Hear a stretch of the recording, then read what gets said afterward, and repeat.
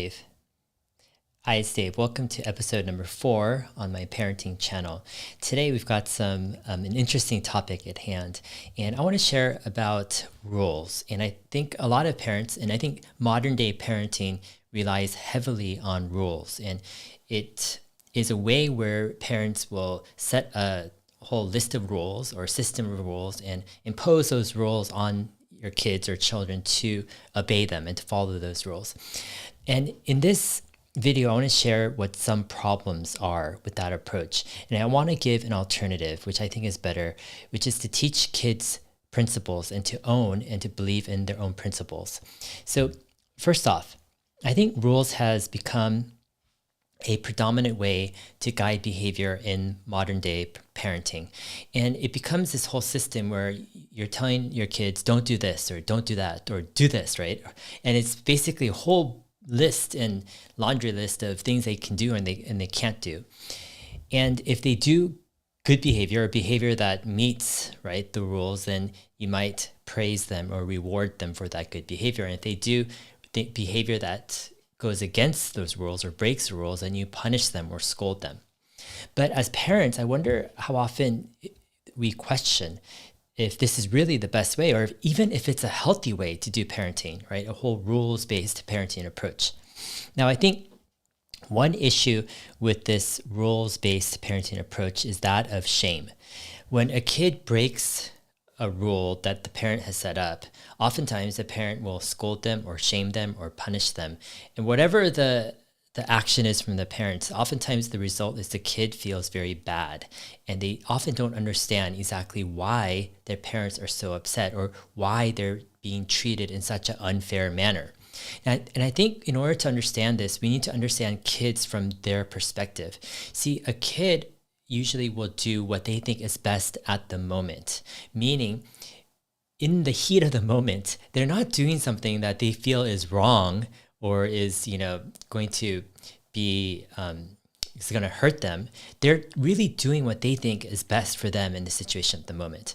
And when we tell them as parents that they're wrong, it's very confusing for them because at that moment, they thought that they were right. They thought that they were doing the best thing they could do. And as a parent, you think it's wrong because you're seeing the consequences of their actions through varying time frames, meaning, let's contrast this. As a kid, you're not really aware of your consequences and what it means tomorrow or next week or next year, or what if, my actions become a habit, right? And you times 1,000 or 10,000 times the impact of that habit over decades of time. Kids aren't really thinking in those type of time frames. But as a parent, right, and with an adult level of cognition, right, that's part of becoming an adult, is your brain and mental capacities have matured to the point where you're able to see things in varying time frames. However, as a kid and a child, especially young ones, it's not natural for them to think in multiple time frames, to think in years and decades, and to think in, what if this action becomes a habit over many decades? What are the consequences? And because of that, this is the dichotomy or the tension between, I think a lot of times, between parents and kids. Parents are seeing things in a very kind of holistic or longer term approach. They're seeing, what if my kid actually learns this habit of fighting or pushing or yelling or whatever, and it becomes this habit times 10,000 over many decades, and they want to nip it in the butt and they want to correct this. But for the kid, they're in that moment, they're just looking to do what is best, right, for them at the moment. Now, I think oftentimes when kids get scolded for doing what they think is right, so this is what you need to do, is you need to take the position of the kid. They are just doing purely what they think is right, yet they're being scolded, they're getting punished, they're being told that they're wrong, etc. And I think the result is oftentimes the parents can feel very unsafe around their parents, and they can also feel very scared and feel terrible about themselves. And I think once a kid gets into this place where they just feel unsafe around their parents, they feel their parents will scold them and punish them, and for things that they think that they're doing what is right. This sets up a pattern where kids start to reclude themselves. They try to step back from a situation or relationship they think is unsafe at times. And this is when you'll see some kids actually start to kind of just detach themselves a bit from their parents in some senses because they don't trust their parents like they used to perhaps before the parents start to scold them or punish them. Another thing is oftentimes kids will form their identity or large parts of their identity based upon how their parents will treat them. And because of this, oftentimes when a parent is treating them in this negative manner of saying, oh, you're quote unquote bad, you're doing bad behavior, the kids will oftentimes internalize that as like, oh, I am bad, I'm worse, right, than another kid, etc. When the kid is very confused because they're just doing what they think is right? And they don't understand, right, what the whole scolding and punishment is all about. They don't understand what the big deal is. All they do is they internalize the actions and the identity that the parents are imposing onto the kids in terms of behavior, but the kids are internalizing that as identity, and this becomes a big issue later on in life. I think with rules, we need to take a different look as a parent, and we need to look as rules as something I think that parents are setting up for the parents, kind of in the parents' perspective. And oftentimes, right, it's from a very high level of mature kind of cognitive abilities where I think the whole concept of these rules are far beyond and far more advanced than what oftentimes young children can really understand or really buy into. And I think parents oftentimes feel trapped where they feel like it's the only way to parent, right, is to basically have a whole comprehensive system of rules because they have no other way, and they push their kids into the system of rules. And the parents might be tricked and they think that, oh yeah, my kids have agreed to obey these rules, but in reality, the kids aren't really buying into the system of rules the same way the parents are thinking about it. There's a tension, there's a discrepancy, right? Where the parents think that, oh, I've got buy-in from my kids because my kids say they're going to obey the rules. But the kids aren't really buying into the system of rules as the parents are doing it, right? And oftentimes the parents will use bribes and say, oh, if you obey these rules, we'll get you some toys or some Legos. And the kids go, oh yeah, I want that. And so the parents think that the kids are buying into the system of rules, but the kids just want the Legos. They're not really buying into, right, the understanding of these rules. It's far too complex for most kids. Adding on top of this, I think that a lot of parents feel like rules is the only way to manage their kids' behavior. They think that without rules, their kids will be wild and out of control. And the problem with this is even with these rules, it's war oftentimes in parents and kids' relationships in the household. And one of the reasons is because when you set up a system of rules, now you have to enforce those rules or those rules become pointless. Therefore, now parents are becoming the enforcer, right? And they're basically turning into this role where it's no longer the parent as a confidant, as a friend, as a coach. Rather, now the parent's role is changing into this role of a policeman, right? Of a person trying to catch someone for breaking the rules. And the parents now are forced into this role, which maybe they don't really want to be that role of the enforcer. They'd rather much be the role of a friend or confidant with their kids. But because they set up the system of rules, now they have to enforce them. And when they catch their kids breaking the rules, they have a choice. Do I just, overlook this,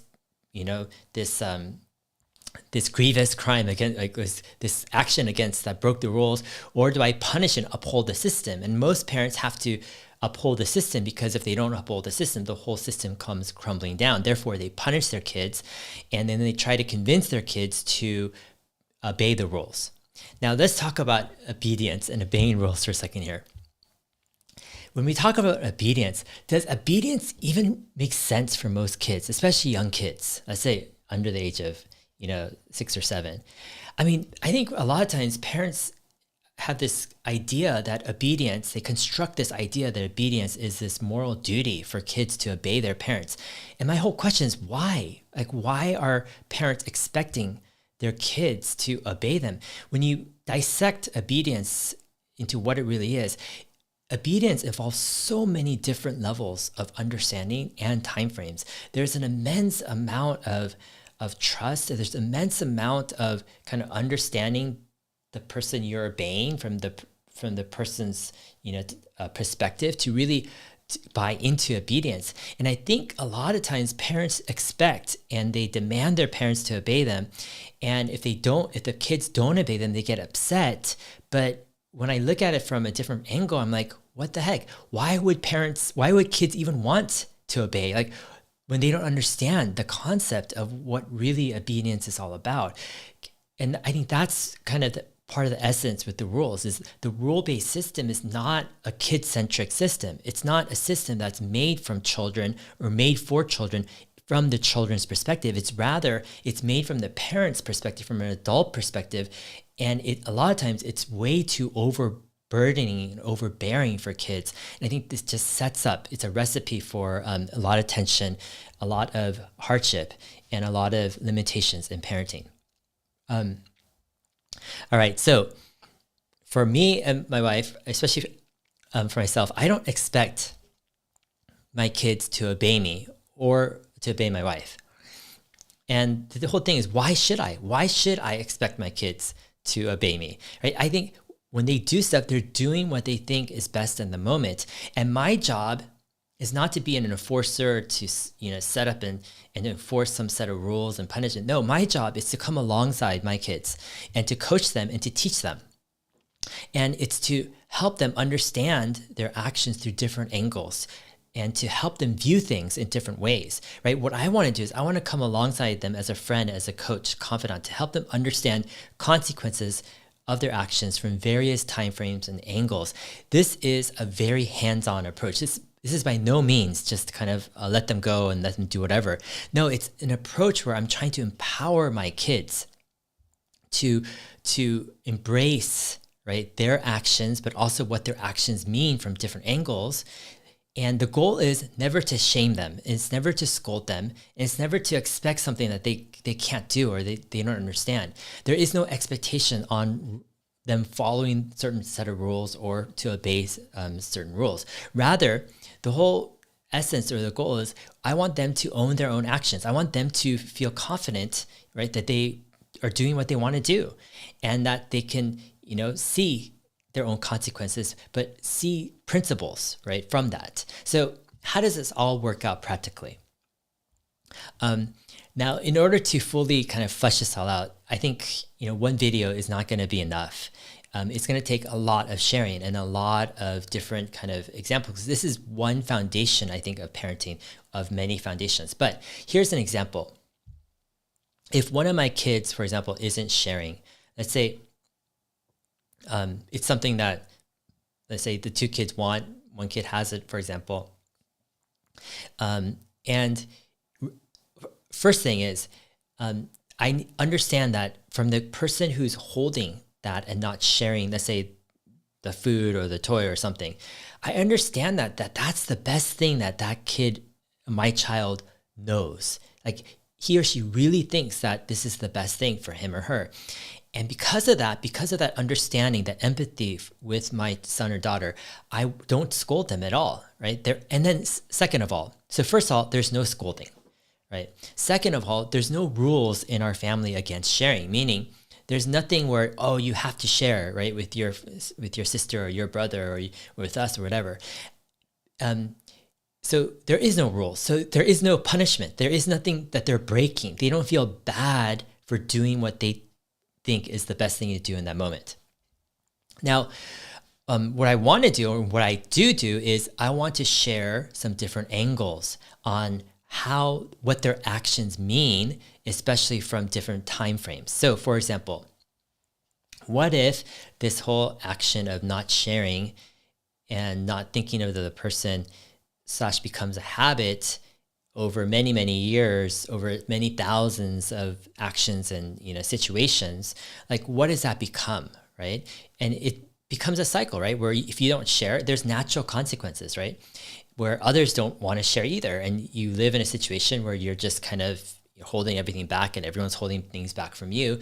And it becomes this not sharing kind of cycle. So let's say my son or daughter is adamant on not sharing something. And so I'll come alongside them as a friend, as a coach. I'm not scolding, I'm not reprimanding, I'm not even expecting them, to there is no expectation that they should be doing anything better. It's more like I'm coming alongside to help them understand some different angles. So what I'll do is I say, hey, do you want to start becoming a not sharing family? So I go, hey, like mom, she shares like a lot of, her food. She cooks food for us.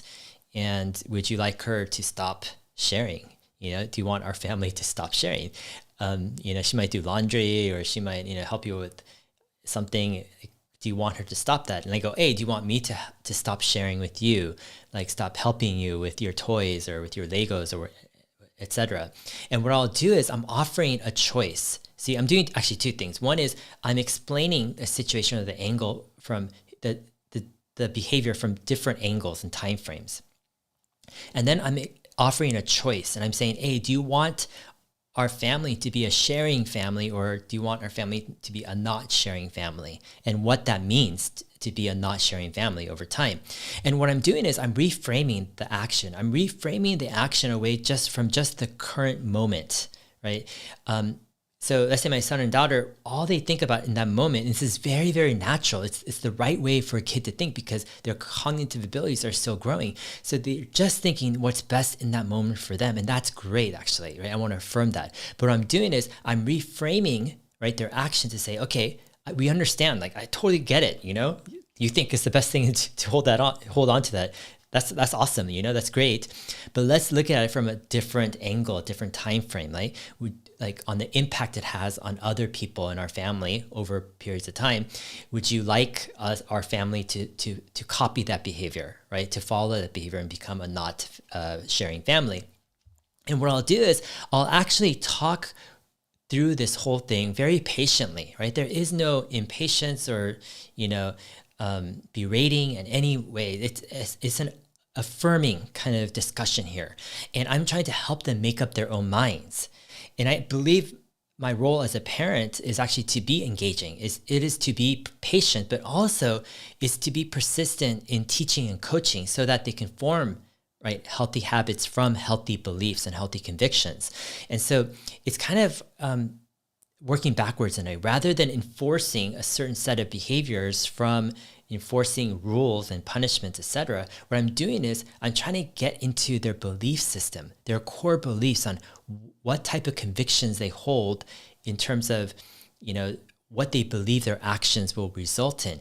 And if I can help them shape and achieve more healthy kind of core beliefs and core convictions, what's going to happen is they're going to start internalizing those beliefs and convictions. And now this becomes an internal compass. And so that's kind of the whole goal or the whole ethos of this, to kind of have this external system imposed on kids and them to be berated and scolded and parents having to enforce this rigorous system. Rather, is for the kids to develop and to embrace and to own their own internal convictions, which become their internal compass, which guides their own actions and leads them to actually a great deal of maturity at an amazingly young age. And this is kind of what I'm experiencing with my kids at age 3 and 6, is they are so far ahead of many kids their age in terms of how they see the world, how they see relationships, how they empathize with others, and their core beliefs and convictions are very strong and developed at even age 3 and 6. Of course, they have their moments and their times, right, of not sharing or arguing, whatever, and et cetera. But it comes back to kind of the foundation that my wife and I have been building in our kids, for them to build those core convictions, and for us to come alongside them to teach and to coach them through that. So I have a story here that I'll kind of conclude with, and then I'll go ahead and go to the live chat for some questions and interaction with you guys. So the other day, my 3-year-old daughter did something quite interesting, quite remarkable actually, that got me really thinking for a couple of days. But basically, the situation is my 6-year-old son was playing with a cardboard musical instrument that we got him, and we got the same cardboard musical instrument for my 3-year-old daughter. Now, this cardboard musical instrument was a complex toy. It actually was kind of about 30 pieces that you have to piece together to make this kind of, it's kind of like an accordion, but you basically turn this wheel and it kind of plays music on a kind of piano thing. It's kind of interesting toy, but what ended up happening was my 6-year-old was putting together the toy, and it was kind of complex, 30 cardboard pieces, small pieces putting together, and he ended up breaking one of the pieces. And it was one of the pieces where it wasn't like the most essential, but it was an essential piece. Like without it, like you would miss a note. And it broke in half. It kind of looked like a popsicle stick. And so he was like thinking like, what do I do? What do I do? He's kind of crying, saying, I broke this piece. I need to fix it. So he's like, super glue. And so he's like, let's super glue. So we found some super glue and he put super glue, and the super glue wasn't working. And so he was crying about this. And what ended up, actually before the super glue attempt, what happened was he broke the piece and he was crying. And my 3-year-old daughter looked at him. And I remember seeing my 3-year-old daughter look at him. And she paused for a second. She went back to her toy. She picked up the same piece and she broke her own toy's piece, right? The same thing. And my son looked at that and paused for a few seconds. And then he said, she did that so I could feel better, right? And when I heard that, I'm like, wow, like what's going on here? This is pretty crazy. First, my daughter is looking at my son crying and has the recognition that he's crying and because of a piece that was broken. And somehow she's able to jump to this thing. If she breaks her own piece, then he will feel better because maybe part of his crying is because he has a broken piece and she doesn't have a broken piece. But if she has a broken piece too, maybe that will make him feel better. So somehow my 3-year-old is putting this all together like in a couple seconds. And when she breaks her piece, then my son in a couple seconds is understanding exactly what she did, right? And my son is saying, oh, she did that to make me feel better. And so I'm thinking about, wait, how did he understand it? So he went through a bunch of steps where he's like, oh, she did this so that, it would make me feel that I'm not the only person that has a broken piece of a toy. And that's why she did it, to make me feel better. So I asked him, so my son, I said, oh, do you feel better now? And he's like, yeah, he does. Right? So he stopped crying after that. And then and then we needed to try to fix the piece. It ended up where we weren't able to fix the piece. We tried to super glue it. It wouldn't work. But both my son and my daughter had this broken toy that didn't have this piece, and they were fine. And I kind of was reflecting on this whole situation. And I was thinking, wow, that's really, really powerful at their age to have that level of empathy, that level of connection and trust and relationship, meaning there's something going on between them too. It's beyond just a physical relationship. There's a metaphysical connection between them that they're understanding in some profound way. And it's my belief that I don't think you can get that from a purely rules-based parenting approach. Meaning, when we're trying to impose a set of behaviors on kids from an external kind of rules approach, punishment, rewards approach, I don't think kids can internalize the convictions and the principles deep enough for them to really establish an intimate, kind of empathetic connection that is so deep and enters almost into this sacred type of area of relationship where what affects you affects me. What internalizes you, what pains you, pains me.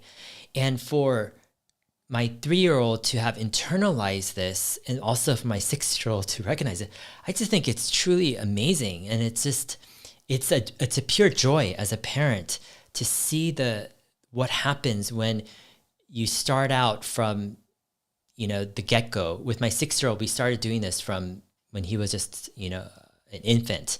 We started this parenting approach, and to see kind of this foundation of parenting really lead to some just amazing, just, eye-popping, mind-boggling, things. They're not just one-off events, but it's a reflection of the relationships at hand. So anyways, and that's part of the whole ethos and vision and kind of point of my channel, is just to give a model, an example, right? Saying, hey, this is what we've done. This is what we're doing at the moment. And it is different, I think, than most parenting approaches. But I really think that it has merit, but also it's probably one of the greatest investments we can make in our lives, is to invest into our kids in a way that they get just profound benefit from that investment. All right, just wanted to go ahead and interact with you guys. If you have a question, you can go ahead and add in the live chat some comments, and I'll go ahead and try to hit a few.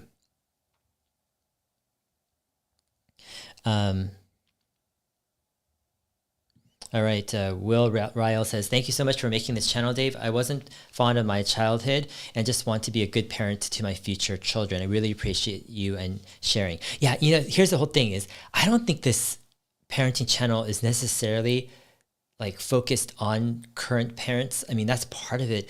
A lot of times current parents tend to be the most ways, meaning they've already invested in a system, in a manner. They have a lot of parent friends who are doing a certain thing. They're not necessarily the most open-minded to do a radical change. And I actually think that that this channel and the videos and this approach might actually be more effective for people who don't have kids yet and who are more open-minded and saying, hey, I don't even have kids, and maybe I had a not so great parent or upbringing. Let's say I had a terrible upbringing, like that was my story.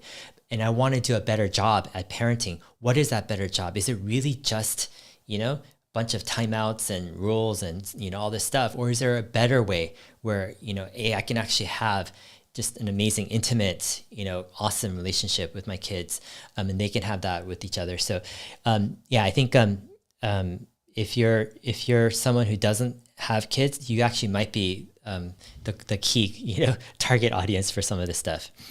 Jacob says, learning so much from this content. I'm 21 years old too. Hopefully I can be a great example for kids in the future. Another thing is, I think some of these principles can help understand our own upbringing. And sometimes, we think, oh, we want to defend and protect our parents, to think, oh, they did a great job. They did whatever the best they could. But the reality is, a lot of times the methods they used and the way they parented, let's say, at least in my case, the way my parents parented me was terrible in so many ways, where I think to see what parenting ought to be helps kind of dissect it and helps kind of understand one's own upbringing, which helps someone to actually kind of heal from the past and actually kind of, in a way, reparent yourself if you need to, or if you need to get, therapy or counseling, et cetera. But to bring up those issues before you have kids, I think is actually probably one of the most important things you could do. Attila on the world says, do your kids do any housework? How can you make them want to help you without punishment or rewards? Love the channel. Yeah, so we get our kids to do tons of stuff without punishment or rewards, largely because we're teaching principles and we're teaching like timeframes, consequences for many timeframes, and getting them to buy into it, right? It's about ownership, right? They need to own their decisions. When they are doing housework or whatever, they need to want to do it. They need to be on board for that. For me, it's like, what's the point of a kid who's cleaning up grudgingly?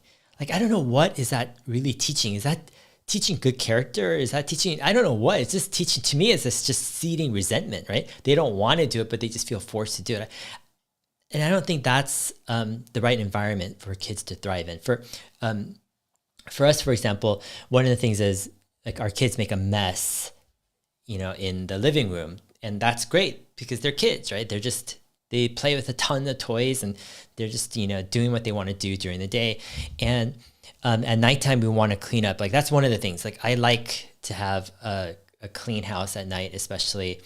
And so, but it can be a battle because in the moment, the kids don't think that it doesn't make sense to them. Because a lot of times the kids, they're not thinking long-term, like my habits will form to cause decades of behavior, et cetera. All they're thinking of, I don't want to clean up right now. It doesn't feel good to clean up. I don't think I should clean up, right? And that's when we start to just dialogue with them as a friend, as a coach, as a confidant, and we go, hey, we have a choice here. We don't have to clean up. We can clean up or we don't have, we can clean up or we don't have to clean up, right? Or we don't clean up. We have two choices here, right? Do we just leave it like this, like our living room a mess, or do we actually clean up and, make our living room clean? And so we'll actually present these choices and say, okay, so what do you guys want to do? Do you want to not clean up today? And if they say, yeah, let's not clean up, then we'll go, okay, you know what that means? That means that we're starting a habit. We're starting a pattern of not cleaning up. So it's going to be easier next time not to clean up. Next week, we just not clean up and we're just going to pile up all these toys and all this stuff. And maybe we'll just not clean up in our kitchen or other rooms, etc. And I will continue to go with this. And it's not scolding or berating. It's just kind of coaching, talking, discussing patiently. And then I might say, hey, do you want to see some videos of some kids who don't clean up, or her families who don't clean up, right? And they might go, oh, sure, yeah, let's watch some things. We might go on YouTube and watch some hoarder house or some, house with tons of toys, 5 feet high or something. And we just present to them, hey, do you want our family to be like that family, a hoarder family, to not clean up and just to build up our stuff? And it won't be it's not a time pressure thing. A lot of times I think parents are so impatient. They're just like, clean up now, do this, right? They're like, a lot of times I think parents are so pushy too, right? They think that they could push their kids around. And I don't know where parents get that idea that parents can push their kids around. Think about it, man. I mean, these kids are full in terms of humans. They are entities. They are as you are. And I don't think parents, in my opinion, have the right to push around their kids. And when kids are pushed around, a lot of times, they will push back, right? And I think that's great. Kids have that, that determined insistence, right?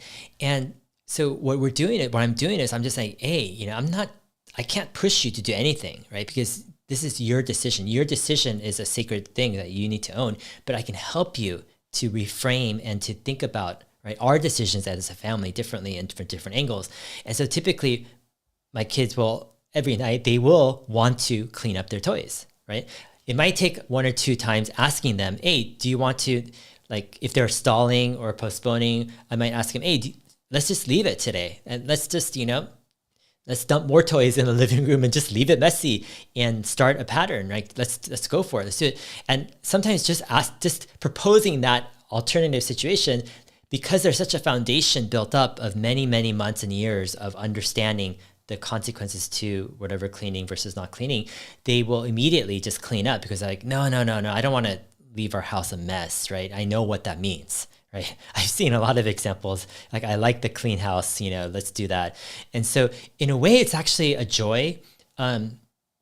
We probably have one of the easiest times in terms of getting our kids to clean up the house because we've built a foundation where they understand like the benefits of that and they understand the consequences and they've bought into it. And so it's not working against them, it's just really working with them, occasionally reminding them of the different timeframes. But yeah, like I don't need bribes. I don't need punishment, right? I don't need rules to get my kids to do housework. Like, what's the point? I don't understand. Like, why are we forcing our kids to do stuff that they don't want to do? We think that that's going to instill discipline. Does that really instill discipline? Forcing kids to do stuff that they don't like to do? Like that just, to me, is just a recipe for disaster. It's just a recipe for resentment. All right. Maurice Holster says, of course, we are all human and have emotions. How do you think you should handle your emotions as parents? I can get mad and so can my girlfriend about stuff. I think that that might be a bad example. Um, yeah, I think a lot of times, there's a few things here. One is like our kids are very sensitive to their environment and especially to the mood and stability of their parents. Their parents are more than just parents. Their parents are their caretakers. Their parents are in a sense their whole world. And when the parents are unstable, when the parents are moody, when the parents like are impatient, it's easy for them to get upset. Like the kid's entire world becomes unstable, and it becomes like, I mean, I don't know if parents really understand like what parents mean to kids, and what an impatient parent, what a angry parent, what a highly emotional parent really means to a kid. The best way I can explain it to you is, for example, let's say you're a kid and you have a parent who's just kind of angry, upset, emotional, all sorts of stuff. What it is, it's as if the whole world is shaking around you, and it's as if the buildings are all falling down, and it's as if you feel like you're gonna get just squashed by the roof, and something's gonna just knock you out, and the whole world is on fire, and there's no safe place at all, right?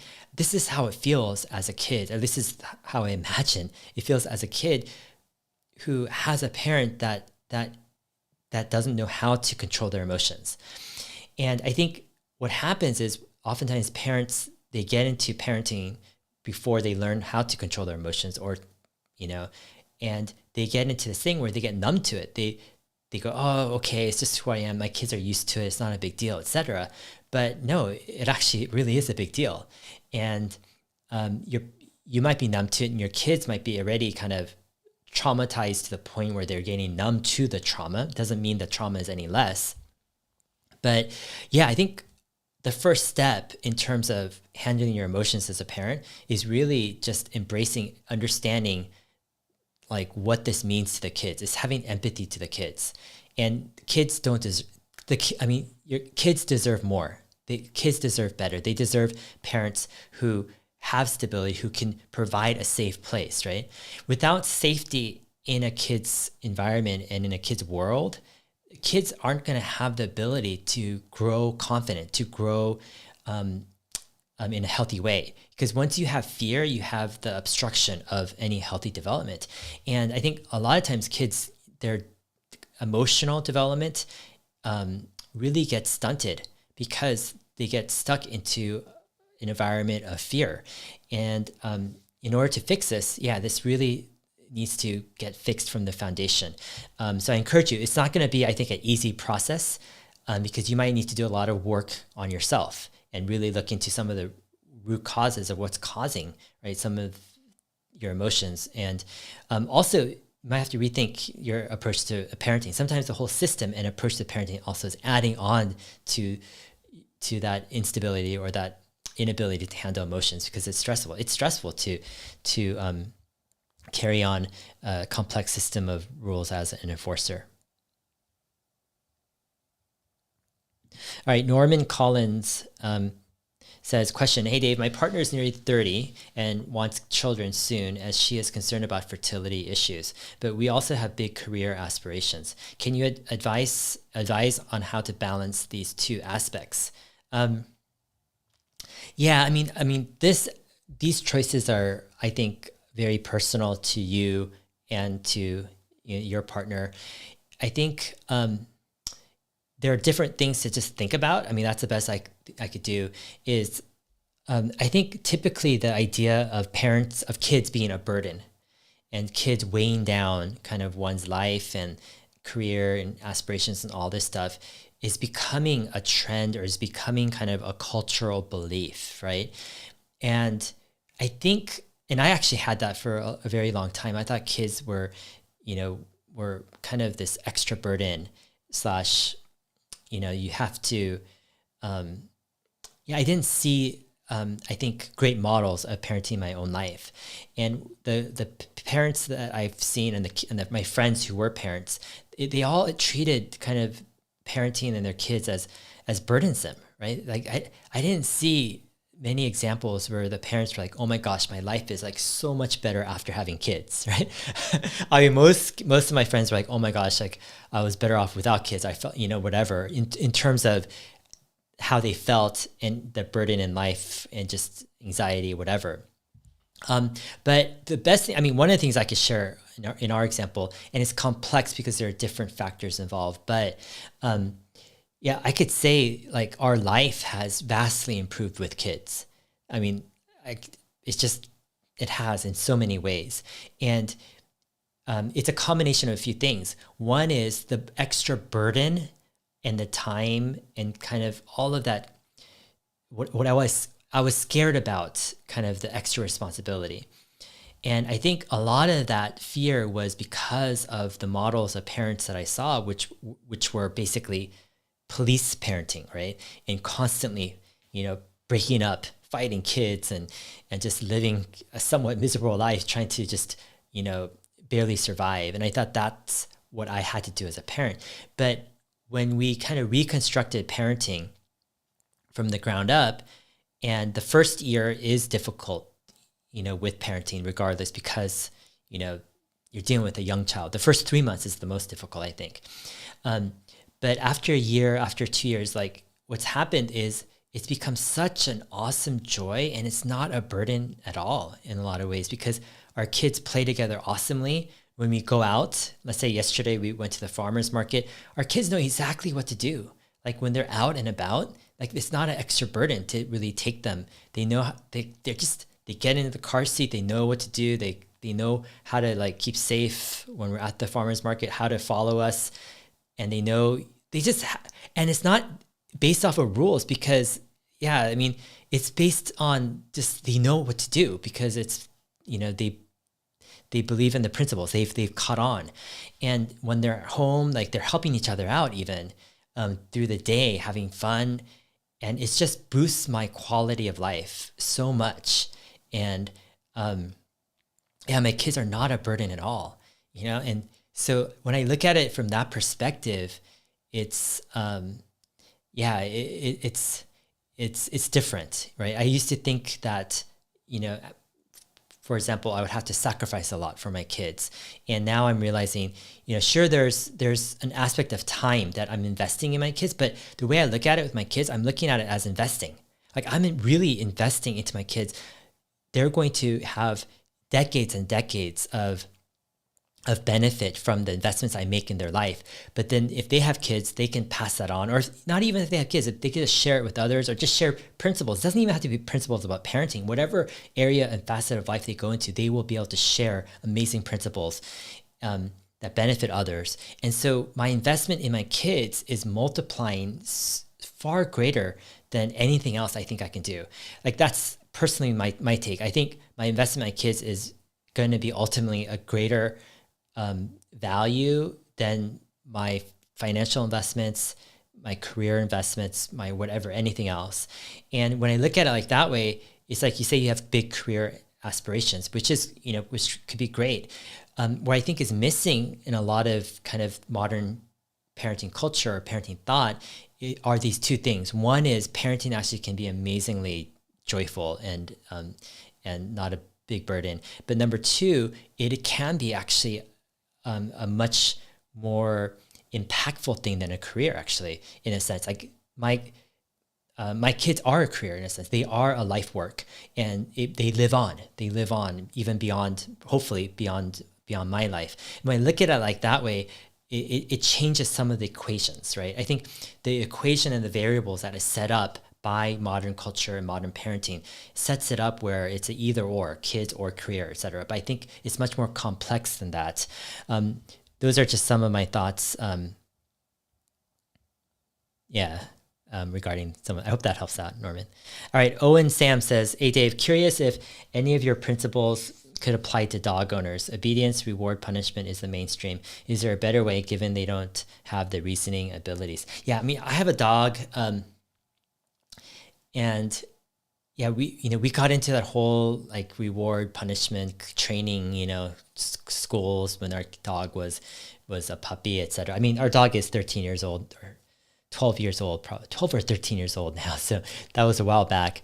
But yeah, I think some of that stuff, I do question, even in dog training, it's so predominant, right? That is the way. I mean, with our dog, we haven't done any reward punishment for probably like at least, I don't know, many, many, many years. And our dog is fine. He loves it. He just hangs out.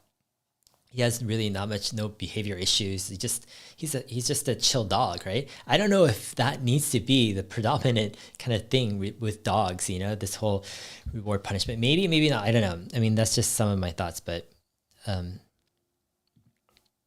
Kim Lewis, hi Dave. I love your first principle. I have a 1-year-old daughter. How did you start practicing with your kids when they were her age? Yeah, I started practicing really, really early when my son was just born. And I think first off, it starts with this whole thing of respecting the child. I think something about, I don't know what it is, but sometimes I feel like parents tend to look down on kids as kind of less human than an adult or less rights than an adult or something weird. But I always looked at my son as like out of true respect. I really looked at him as a mentor in a sense. I feel like we can learn a ton from our kids. So I never looked down on them in any way. And because of that, I wanted to give them the parenting experience that I wish I would have had as a kid. And I know as a kid, I wouldn't want my parents to be scolding me and berating me and giving me timeouts and all this crazy stuff, right? I mean, what's the point, right? Yelling at me, etc. And so from very young age, like I made it a clear point with my wife, to say, hey, we're not going to, scold them. We're not going to yell at them. We're not going to expect them to obey us or whatever, right? Obey certain artificial rules or whatever. We're going to come alongside them to help them, right? To really, protect them in terms of if something dangerous, from falling or going on the street, etc. That's one thing. But also we're going to come alongside them as a coach, as a friend, to play with them, to hang out with them, and to teach whatever we can. With that attitude, that's where actually a lot of stuff came up very early on because, as a kid, let's say you have your 6-month-old, you're not talking, right? But you're learning a lot, actually. Like, that's the thing. You don't have to talk, but you can actually learn a ton of stuff. So there's a lot of stuff that as parents, you could teach them without necessarily having them talk, or you talk in complex sentences back to them. But yeah, it's just like, I mean, there are a lot of things. I wish I can maybe I can do a whole another episode on kind of on younger kids, but help our kids understand consequences to actions very early on without scolding and berating, and just teaching them a foundation from even 1 year old or even younger. Mike Hunt says, will you get your kids into sports, Dave? Personally think competitive sports is very good for development. Yeah, so I have mixed opinions. So I grew up with being very active with sports, joining a lot of teams. Like I did early on, I did soccer, baseball, in school, did, just every sport I could. Like I was like tennis, wrestling, just every thing I was into, always watching sports, etc. I have some mixed opinions about kind of competitive sports for my kids through ages 3 and 6 right now. Part of it is because there's in certain team sports and competitive sports, there is this comparison between kids and their abilities. I am a bit cautious in terms of the impact that has on their own psyche and their own kind of view of themselves. Like when you put a kid with other kids, let's say 90% are better in skills, right? With a certain sport. Part of it, I think it also depends on the kid. Like some kids, they don't care. They're like, oh yeah, I'll just get better at this skill. Some kids though, they're more sensitive to it and they can internalize that in a quite negative manner. And they say, hey, I'm just, worse than all these guys and I don't want to try, or they kind of put it more on their identity. And I think a lot of times it depends on your kid, on your child, and understanding how they internalize things, putting yourself in their situation. That's where a lot of kind of the whole ethos of my channel is to empathize with your kid, your child, so you can really put yourself in their situation to understand how it would feel when they do a certain thing. So yeah, I think it could be helpful. It could not be helpful. I think it really depends yeah, on the situation and on your child. Yeah, Sea Journey, thanks for sharing. How do you manage your own emotions? Good theories, but in real life, the emotion so quickly overcomes every principle, and you just want to use the parent power. Yeah, you know, I'll dissect this this comment here, Sea Journey. So first off, like this whole parent power, like that's this part of the problem. See, like as a parent, when you think you have this power as a parent to force your child to do something and this power for them to be obliged to obey you and whatever, when you think you have that power, this becomes like an excuse. It becomes a crutch where you just, I don't know. For me, like from the very get-go, let's say 6 years ago with our first child, like I kind of dissected what that parent power really is, this idea that the parents have a right to force kids to do what they want when they need to do it. I dissected that and I felt like, yeah, that didn't make sense. That wasn't healthy, I think, for the kid. It wasn't healthy for me as a parent.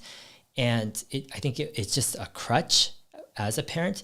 And a lot of times I think in a way, it just sabotages the possibility of building a better system, parenting. And I think in stark contrast to the whole parent power or the right of the parent to hold absolute dictatorship at certain times for the kids to do certain things is the other side of the equation, which is the sacred decision-making ability of every child, of every person, that they should be able to make their own decisions and not have that taken away from them. This is kind of the right, and this is how they're going to grow as an individual, how they're going to grow in confidence in life. And I think when you take that away from them, when you strip them of their most sacred and perhaps the most valuable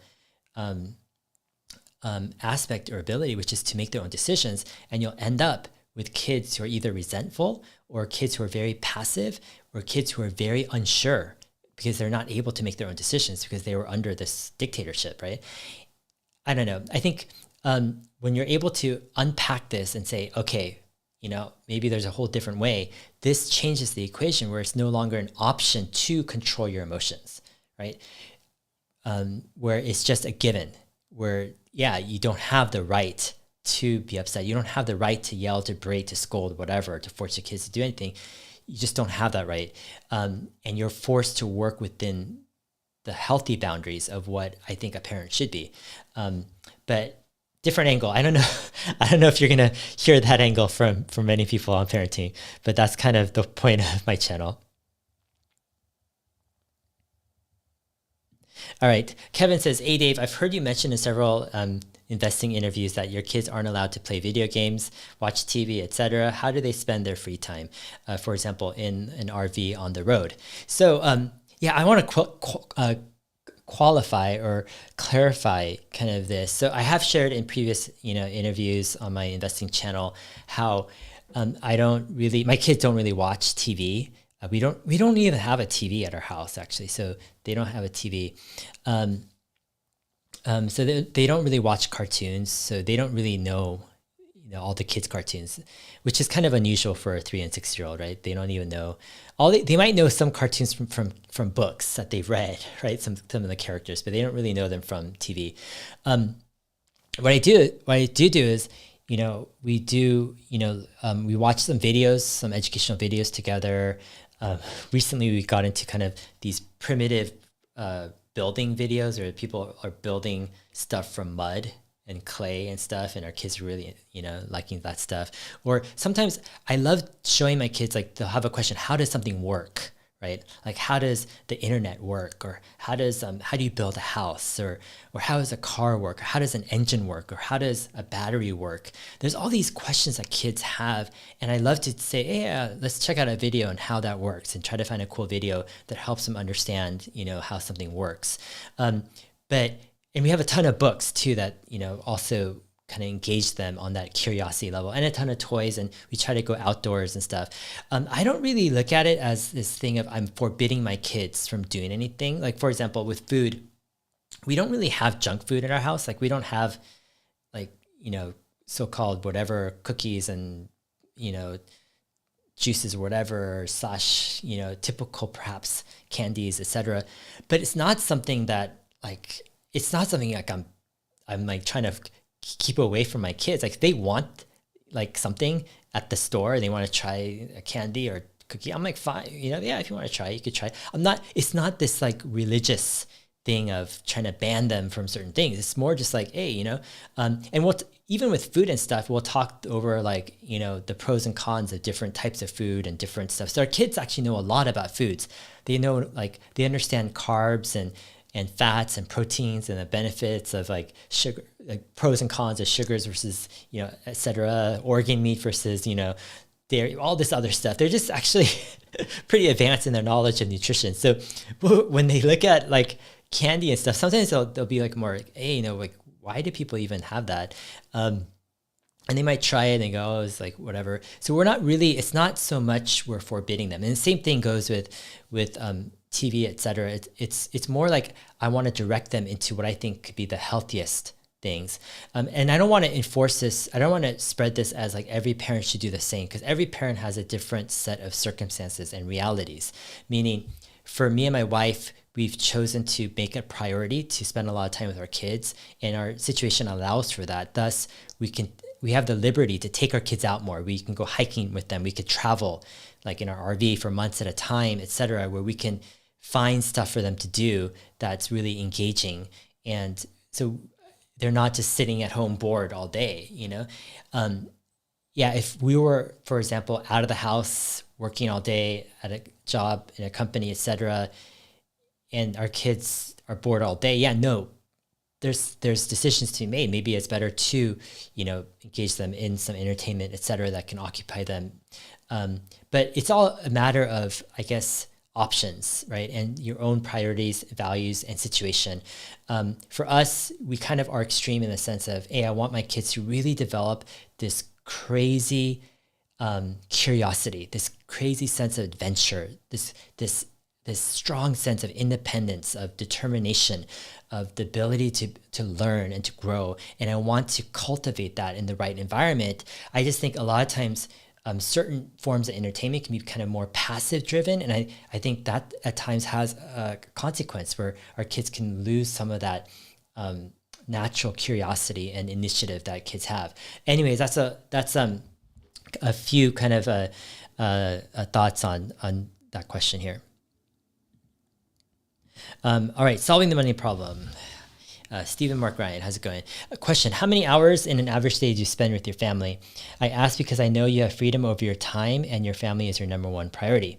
A typical schedule is we're waking up pretty late nowadays. I mean, I'm waking up pretty late too, probably 8 o'clock. My kids wake up about 9 o'clock in the morning. And, when I'm waking up in bed, I'm just kind of going through Twitter, going through email, going through the news.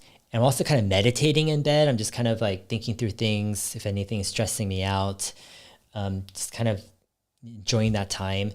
Around 9:30, I head downstairs, and my whole first thing is kind of to make breakfast. And so I've been doing this for ever since our kids were super young, but I'll make them eggs and make my wife and myself, a nice breakfast. And it's basically, I'm a big eggs fan. So I make a bunch of eggs different ways. And then we have eggs and berries and stuff. And that's pretty much our breakfast. We'll sit around the table for breakfast around 9:30 or so. Our kids take a long time to eat because we're not forcing them to, for say, like having to start and end at the same time. Sometimes our son is like busy playing and back and forth, etc. But sometimes breakfast will go until like 10:30 or so. And after breakfast, we're having vitamins and stuff, still hanging out with my kids, like 10:30, 11, might be doing some, hanging out with them, playing some toys. And then during the midday, it depends on the day and the schedule, but sometimes my wife will take them out and do something. Maybe they'll go hiking, they'll go on an errand, etc. And I'll have maybe, let's say, from 11 to 4 or 3 or 4 for myself to just kind of work on stuff. So that's when I'll be researching stuff on video. I might make a video. I might do an interview. If I have an interview, then, I'm like in that, etc. Research. And then my kids come home, let's say 3 or 4, I might be hanging out with them for a good, hour or two before dinner. Dinner, let's say, is at 6 p.m. or so. I'm eating dinner with them.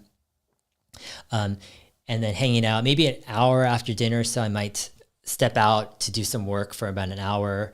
And then they're cleaning up around 8 and 9. And depends on my work schedule, whether I'm hanging out with them or not. And then when we go upstairs at 9, then we're all together. Usually before they go to bed, we tell a story. We actually tell a couple stories, and we kind of hang out with the kids. We like to make kind of nighttime fun. And so it's kind of a fun time for us to spend 30, 60 minutes just hanging out, goofing off with our kids. And usually, my wife will handle nowadays kind of like after the story, she lets me go down, I'll do some work. And so I'll go down 9:30, 9:45. I'll try to do some work until 11 or 11:30. Sometimes do an interview or do some more, YouTube stuff, and go up, end the day, etc. My schedule has changed over the years because as my kids get older, they're becoming a lot more. They're able to play together in some amazing ways where there's just like, it's just amazing how well they play together. So my wife is able to do a lot of stuff that she didn't think she could do, at this age either. And plus my wife is able to take them out and do stuff, which is great, and they love it, and my wife doesn't feel burdened by it. So that's kind of the typical schedule. I'm not sure exactly how many hours on an average day I spend, but it's a lot, and I'm constantly in and out. And another thing is, as long as I'm not doing an interview, I let my kids actually come into my closet here. So I don't try to force them out. I don't say, don't come in, right? Part of me is like, I know some people they're like, oh, it's so-called your dad or mom is working, don't bother them. But I don't really like that. I feel like that's like a artificial separation. Do they really understand that concept? And so what I'll do is, if there's an interview, my wife will keep them out, obviously, and she'll explain, he's doing an interview, and they understand that. But if I'm just working on something like researching and stuff, I have my door open here for the closet and in the door, and I'm letting my kids come in whenever they want. And so I think that's really important for me, because I don't want them to feel this artificial separation. Like, hey, if they want to see me, they should be able to see me.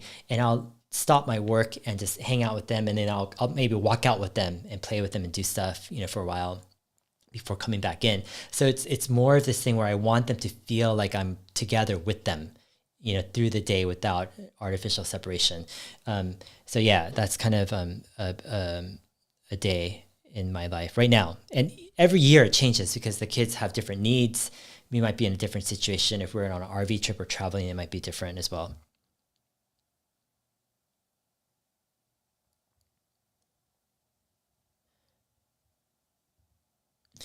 Gia Yang, hey Dave, how should we think about finding a partner that follows your principles? Do you think that's important? Yeah, I think it is. It's not so much that they need to agree and have all these principles before, let's say, you find a partner, etc. No one's gonna come perfect, right? Like I don't even know how many people really believe in these principles from the get-go anyways, or even right now.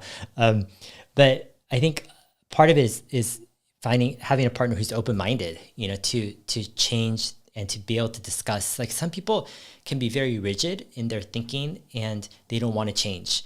One of the things I appreciate about my wife is, even though she's come from a more traditional, rigid environment, she's at least open-minded enough to discuss things, and she will change her mind if she's convinced that this is a better way. And that's kind of been the process where, a lot of these ideas weren't necessarily something that she was so comfortable with from the beginning. They were very foreign, and it took her a while to buy into it.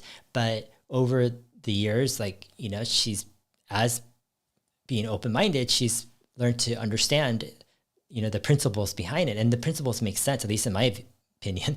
And she's learned to not just see the principles, but then see the benefits, see the actions and the fruit in our kids. And now, even after a year or two, probably after the second year, when our son turned 2, that's when she really was able to completely buy into everything, because she was able to see the difference between our child, our first son, when he was 2 versus other kids.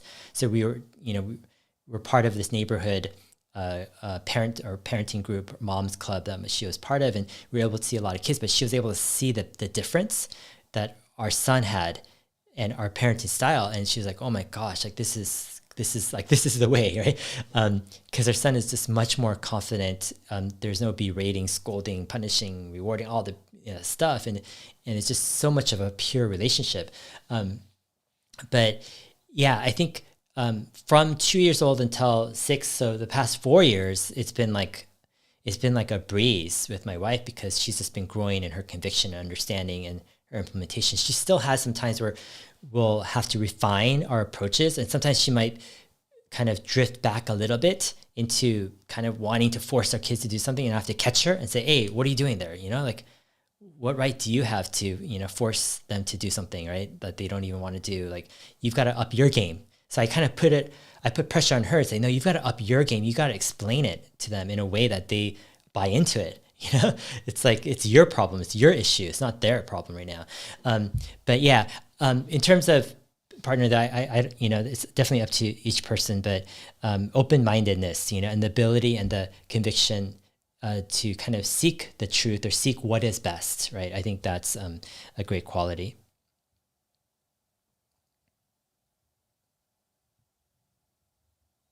All right, guys. Yeah, fantastic time with everyone here. Yeah, I totally love just chatting, talking about some of this stuff. I think it's some of the most important ideas and concepts is how we shape and input and invest into our kids, because this is the future, right? Our kids are going to lead the future, and our actions as parents are profound. And if you're not a parent, I think it's the best time right now actually to form a foundation of not just parenting, but of your own kind of identity / emotional health and being, and getting to a place where you've got that stability and that maturity. Anyways, I'm looking forward to the next video on this channel, and talk to you guys later. Bye.